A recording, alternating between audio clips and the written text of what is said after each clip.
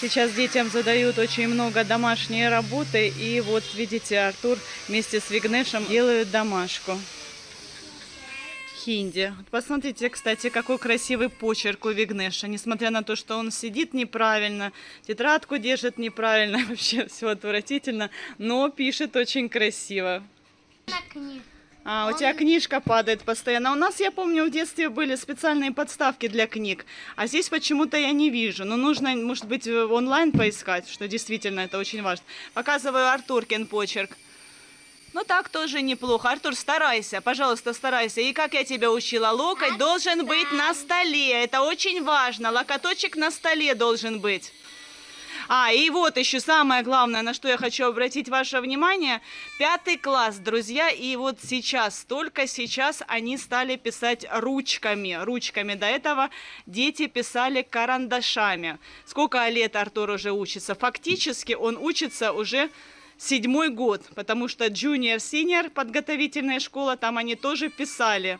И достаточно много, и домашнее задание задавали. И все это время использовали карандаш простой. Вот такие вот правила. Сейчас уже нельзя, Артур, просто недопустимо ошибаться. Нужно писать сразу чисто и ничего не зачеркивать, ничего не черкать. Что это за закарлючка такая,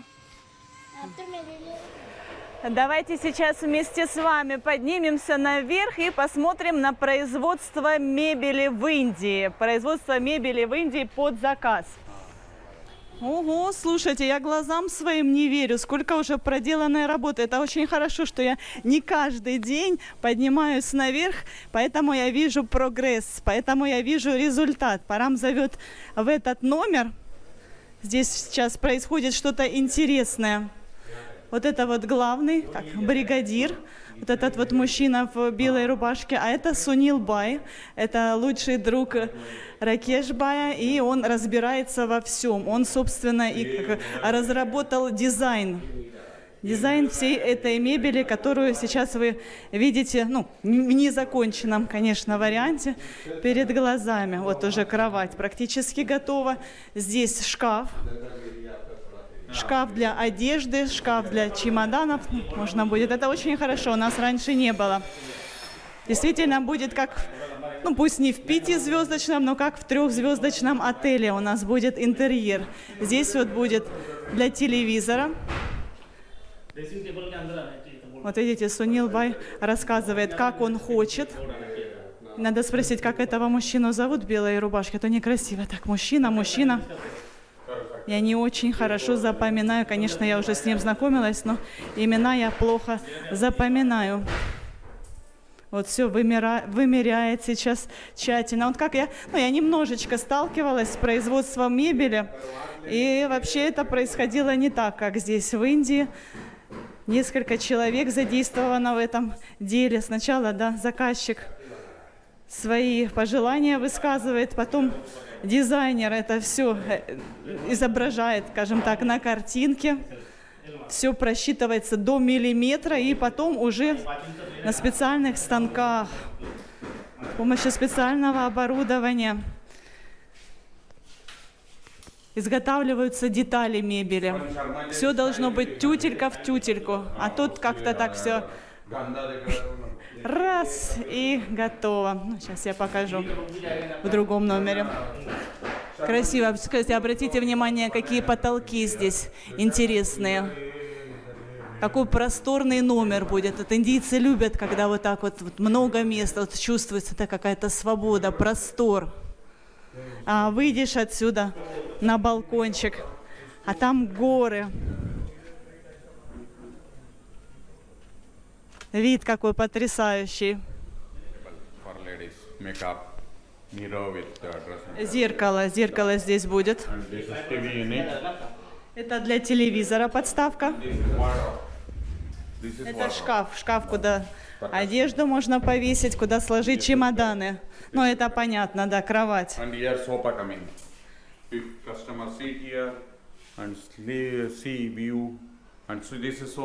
Значит, здесь будет еще стоять диван, будет раскладной диван. Можно будет днем любоваться прекрасным видом, а вечером его можно будет разложить и уложить туда, допустим, детей. After wake up in the morning. Good, good, very good. Now anyone sofa not ready? Еще ни одного раскладного дивана еще не изготовили. Maybe we think this by ready-made or I don't know. Maybe. Еще даже так. На самом деле, друзья, покупать готовую мебель гораздо дешевле, но она может не вписаться в интерьер, поэтому вот на заказ многие, да, вот, чтобы произвести впечатление, заказывают мебель. Но это намного дороже стоит. Good look, no? Good, да, good look. Big room. Вот так вот видите, на глаз, даже без линейки. Это что это значит? Это значит, что такие высококлассные специалисты, как вы думаете? Но результат, в принципе, неплохой. Конечно, это еще не готово, тут все будет ламинироваться. Нам важно, чтобы мебель служила как можно дольше в нашем сыром климате, поэтому обязательно нужно обработать все углы, залепить. You small mattresses you buy like this size. I want like that. That's why we make like. Парам уделяет огромное внимание матрасам. Он считает, что очень важно. Он даже вот когда клиенты звонят по телефону, он рассказывает о преимуществах, он делает акцент на матрасе, что вот у нас кровати мягкие и огромные широкие матрасы, высокие. Ракеш Бай хотел сэкономить на матрасах, а Парам настоял на том, чтобы заказал такие, которые он хочет. Вот так вот. Хотя многие индийцы на самом деле до сих пор спят на полу, на подстилочках. Я сейчас свои 5 копеек вставила, но я на видео не снимала, потому что у нас здесь особо влажность, и надо особо уделить внимание обработке, нужно специальным средством пропитать это все, чтобы, не дай бог, все это покрытие потом не отклеилось. Вот, допустим, стол письменный, который мы Артуру недавно купили, уже начинает трескаться по швам. Что у нас здесь в Матаране особенно влажно, особенно в сезон дождей. Немножечко поснимаю для вас процесс изготовления. Это молодые парни, которые, напоминаю, работали, у них был заказ от болливудских звезд.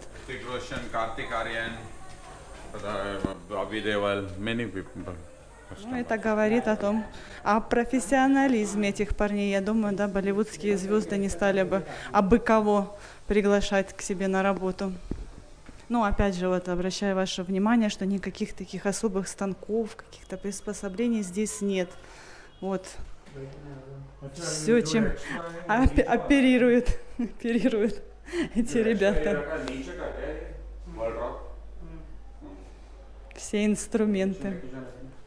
Ну, кто в этом разбирается, я думаю, для вас будет интересно.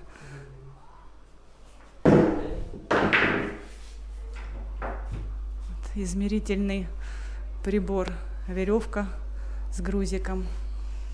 А вот, друзья, знакомьтесь. Hi, good morning. Чандалбай зовут этого парня. Он закройщик. Но это я только что придумала название его профессии. Он, в общем, вырезает куски, детали, из которых потом собирается мебель. Напишите в комментариях, как это правильно называется. И как он? How he uses, да? Вот. Cutter machine. Болгарка. Okay. Я напоминаю, что Парам полностью оплачивает строительство этих 4 номеров. Это мебель, это все за его деньги, которые он откладывал на протяжении долгих лет на квартиру. Вот, друзья, но это за счет аренды. Потом в течение нескольких лет это будет высчитываться с аренды. И, значит, Ракеш Бай на это согласился. Мы, естественно, заранее все это обсуждали. И мебель в нашей квартире тоже будет за счет аренды потом высчитываться. Но он не согласен на шифоньер. что мы поинтересовались, сколько будет стоить изготовление шифонера, вот так вот под заказ. Они назвали очень высокую цену. 100 тысяч. 100 тысяч. Шкаф-купе, красивый, да, он объяснил, на всю стену, шикарный шкаф, но это очень дорого. Готовый шкаф для одежды можно купить 20 у нас здесь в Нероле, ну, или куда-то поездить. Ну, конечно, шкафы, мягко говоря, так себе, которые при доставке могут развалиться. Плюс еще, да, вот я когда покупала себе там в Харькове, ну да, все так, наверное, покупают, когда мебель, даже вот готовую мебель, все равно ее привозят частями, а потом уже человек собирает. Хотите платить специальному специалисту или сами собираете дома, а здесь нет. Здесь, если покупаешь мебель, то уже приводишь домой готовый, собранный шкаф. И пока он доедет до нас, представьте, что с ним произойдет. Вообще, я не знаю, но и в то же время 100 тысяч платить тоже не хочется. Мы же здесь временно, мы здесь всего на несколько лет. Вот мы до сих пор в раздумьях, что делать, не знаю.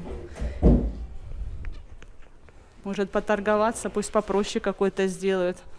Не обязательно там шкаф-купе. Today Rakesh bhai fasting. This is fasting food. देखो काके. Ракеш Бай сегодня постится, и вот мы его угощаем вкусным блюдом. Парам, еще раз скажи, what is this name, food? Name? साबूदाना वड़ा. Ача? अच्छा है? हाँ, tasty. Thank you. Хотели его еще угостить салатом, но там яйца. Eggs, with eggs, no problem. Many vegetarian people eat eggs. Okay. Ready बताओ अब खाओ बैठो ना उधर ही पानी हो रहा है.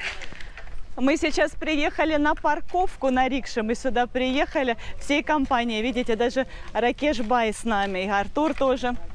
Значит, стройматериалы доставили сюда на парковке, на траке, а дальше уже к Парабхаусу нет работников.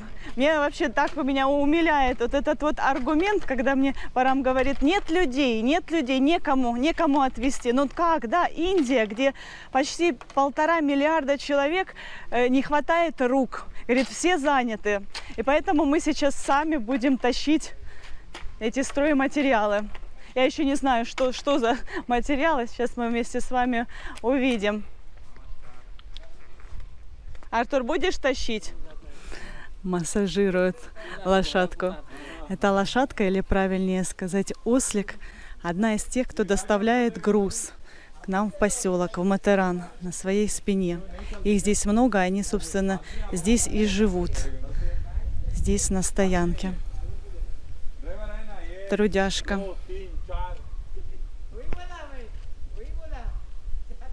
Я так поняла, что ей сейчас сделали инъекцию, и он специально разминает это место, чтобы лекарство распространилось. Ну, возможно, там болевые ощущения, чтобы не так остро ощущала лошадка. Эти лошадки ждут свою очередь. Пришли сюда на вакцинацию. Нашел Парам парней, вот они доставляют груз, но его не так уж и много, и поэтому Парам пристроит сейчас часть нашего груза. Вот недавно они с Ракеш Баем ездили в город, все это заказали, Парам оплатил, а вот доставлять с доставкой возникли сложности. Ну и я так понимаю, что часть нам все равно придется тащить самим. Вот и я хочу объяснить тоже, может быть, вы до конца не поняли, значит, все вот эти вот растраты на строительство 4 номеров плюс мебель Парам взял на себя, но это все возместится за счет аренды. Контракт подписан на энное количество лет, и в течение этого времени мы платить аренду за 4 номера на 2-м этаже не будем. Вот так вот. Вот послушайте, как они помогают себе, вот так вот они издают эти звуки. Кричат, как бурлаки на Волге. Ну, я тебе потом расскажу. Артур говорит, что, кто. Ну, так вот они кричат, и им легче, это облегчает их труд, наверное. Вот, ну и после того уже, как закончится у нас контракт с Ракешбаем, вот это вот помещение, где мы сейчас живем, он будет сдавать туристам, он или кому он сдаст в аренду весь отель. Поэтому ему шифонер не нужен. Огромный шифонер, шкаф-купе ему не нужен. И он не будет возмещен за счет аренды. И мне Парам сказал, что если хочешь, покупай за свои деньги. Так же, как и холодильник, так же, как и стиральную машинку, это все покупала я за свои деньги. Я вам иногда в комментариях отвечаю, что у нас общие деньги с Парамом. Ну, вот есть, да, некоторые нюансы, некоторые договоренности. Вот Парам у нас в основном вкладывает, в основном инвестирует. Ну, а я вот такие вот покупки совершаю, которые, как Парам считает, ненужные покупки, потому что вот у нас сейчас строится в Гоа квартира, и он считает, что туда нужно вкладываться. Когда ее построят, правда, неизвестно, а жизнь-то идет, и мне хочется здесь и сейчас получать удовольствие от жизни. Ну, а с другой стороны тоже, да, жалко, да, таких вот денег на несколько лет. О боже, посмотрите, доставка какая. Что это такое? Видите, поломалась, там трещина. Силин пойти, ну, в общем, для потолка какие-то рейки. Но единственное, что радует, что это не наше. Я Параму говорю, что теперь водитель должен возмещать убытки. Он говорит, нет, говорит, водитель возмещать ничего не будет. Уже все. Вот так вот и шкаф могут доставить, и потом скажут, мы не виноваты. Как так получилось, так вышло. Ага. Боже мой! Боже мой! Господи! Они чуть не налетели на нас. Лошадки бегут в конюшню и резвятся по дороге. Ну, тут очень опасно. Я выключаю камеру, потому что нужно сосредоточиться на дороге. Значит, ничего мы не несем. Не надо на меня так смотреть. Ничего мы, как видите, не несем. Вот единственное, что вот кулечек в руках у Ракешбая, а остальное все доставят. Непонятно, зачем мы тогда сегодня с Артуром сопровождали их. Но все равно я рада, что ничего не пришлось тащить у себя на голове или на плечах. How Mama Arthur, weight loss.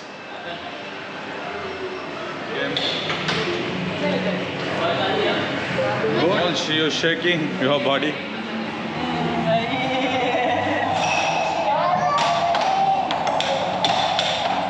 Weight loss. Tell me.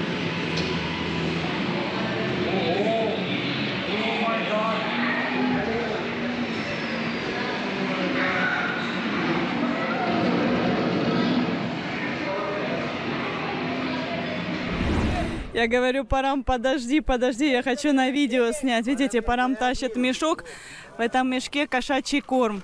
И все обращают внимание, все спрашивают, а что там у тебя, а что там у тебя, что ты тащишь? Никто здесь особо в таком количестве не покупает корм. И вот еще курятина. По дороге решили покормить собаку. Хоть она и не из нашего комьюнити, но пусть кушает. Вот так вот мужчины Матерана проводят время вечерами. Это все наши знакомые. Ай.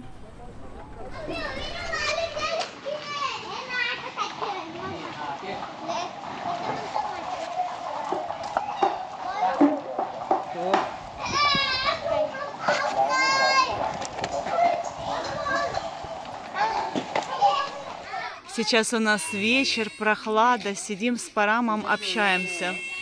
Здесь Артур с друзьями играет. И вот подошел к нам Канубаев. Помните, этот мужчина продавец рыбы. Он покупает в Мумбаи рыбу на оптовом рынке и 3 раза в неделю привозит рыбу сюда к нам в Матеран, доставляет. И мы сейчас с ним разговорились. У него 5, да? 5? Китна? Китна бача? Панч?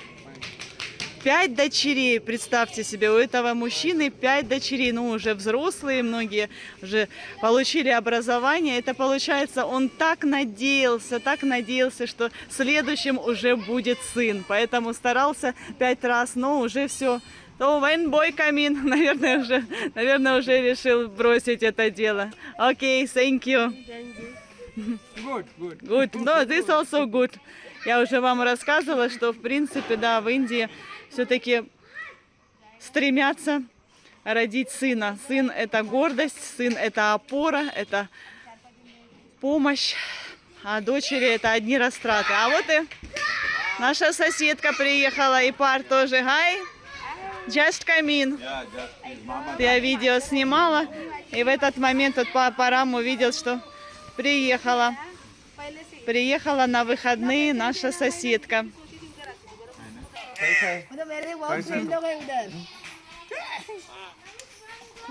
Вот видите, счастливица. Первенец и сразу сын. Ну и у меня, в принципе, тоже. Парам был очень рад, что... Хотя он и дочери, я думаю, был бы рад. Но просто бы пытался бы еще второго ребенка, чтобы уже сын родился для комплекта. А так уже все. Bye. Девочки пришли на митинг. Сейчас будем обсуждать в очередной раз нашу поездку в Гакан. Обсуждаем уже в течение 2 месяцев, наверное. Такое впечатление, что мы собрались не за 400 километров на пару ночей, а куда-то в Америку переезжать навсегда. Ну, как? Что? Почему-то смеется. Ача? Хорошо, спасибо, я рада. And you? What do you think? How is taste? Very nice. Tasty. Not much spicy. Yeah. I think maybe you like spicy. No, okay. चटनी मेरा गाँव का चटनी बना है कोबरा का चटनी मेरा गाँव आप खाओ ना आपका दुकान है ना वो लाइन से जाके लेके हाँ Так, ну что, подвожу итоги. Значит, посовещавшись, мы решили, что отправимся в наше мини-путешествие через 8 дней. Это очень красивое место рядом с Гоа, море, там манговые сады, напоминаю, сейчас у нас сезон манго, плюс еще там знаменитый форт, ну и много чего интересного, храма. Я надеюсь, что мы это все вместе с вами скоро увидим, но в то же время я предполагаю, что, возможно, опять что-то нам помешает. Я не знаю, либо у нас компания такая, либо эта судьба уже подает знаки, но уже в течение 2 месяцев поездка постоянно откладывается. Значит, сначала мы договорились поехать на Артуркиных каникулах, но вдруг у Бавина внезапно уехали работники в отпуск, и он попросил отодвинуть эту поездку на 3 недели. И вот проходит почти 3 недели, и Бавин объявляет, что его брат уехал. Мне Неха тогда сказала, мол, Наташа, пойди, пожалуйста, поговори ты с Бавином. Она посчитала, что мне он не откажет. Знаете, я не хочу никого уговаривать, ни Бавина, никого другого. У меня был жизненный опыт, и я знаю, что это не очень хорошо. Не очень хорошо, когда тебя уговаривают, и кого-то уговаривать, это не мое. О, значит, не стали мы никого уговаривать, не хочет или не может, не надо, поедем сами. Все, уже собрали чемоданы, и тут буквально за день до поездки звонит Неха и говорит, что у нее мама живет в Мумбаи, мама упала с рикши. Боже мой! Все, говорит, никуда не едем. Ну, уже забегая вперед, сразу говорю, что с мамой все в порядке, она отделалась легким испугом. Но все равно Неха поехала к ней. Вот так вот, друзья. Ну и сейчас, вот уже после этого происшествия, мы опять договариваемся. Бавина уже вот брат приедет. Но он говорит, что он заболел, у него температура. Хотя в то же время я вижу, что он дома не сидит, не лежит со своей температурой, а везде ходит. Я и у него, знаете, в лоб спросила, говорю, Бавин, ты хочешь с нами ехать? Ты вообще на самом деле был инициатором этой поездки. Ты хочешь вообще? И что ты голову морочишь? Он говорит, да, я хочу. Ну и в то же время он по раму говорил, что, мол, ну не получается, ну ничего страшного, говорит, у меня еще лет 50 как минимум впереди жизни. Когда-нибудь съезжу в это место. Ну это он, как, знаете, как типа в шутку говорит. Есть такие вот шутки, юмор такой у многих. Моего парама тоже такой юмор иногда проскакивает. И недавно вот еще что, ну вообще мне не понравился этот юмор. Значит, Парам был и еще какой-то их общий знакомый. Этот общий знакомый спрашивает у Бавина, ну что, мол, ты едешь? Он говорит, да, говорит, что-то даже я не знаю, стоит ли мне ехать с этими тетками замужними, ну, мол, старыми бабами. Ладно, хотела как-то помягче сказать, но он как-то так сказал. Ну, это типа в шутку он сказал. Ну, мне вообще эта шутка не понравилась, так что я уже поедет и не поедет, мне, ну, все равно. И на самом деле, честно вам признаться, я уже не слишком сильно и хочу этой поездки. Думаю о шифонере, скажем так. Вот это большие растраты, ну и кроме шифонера тоже много других растрат. Так что не знаю, ну, как Бог даст. Вот, ну все, мои дорогие зрители, всех люблю, целую, крепко обнимаю. Обязательно подписывайтесь, кто этого еще не сделал. Пока-пока. Подписывайтесь на наш канал, впереди вас ждет еще много всего интересного.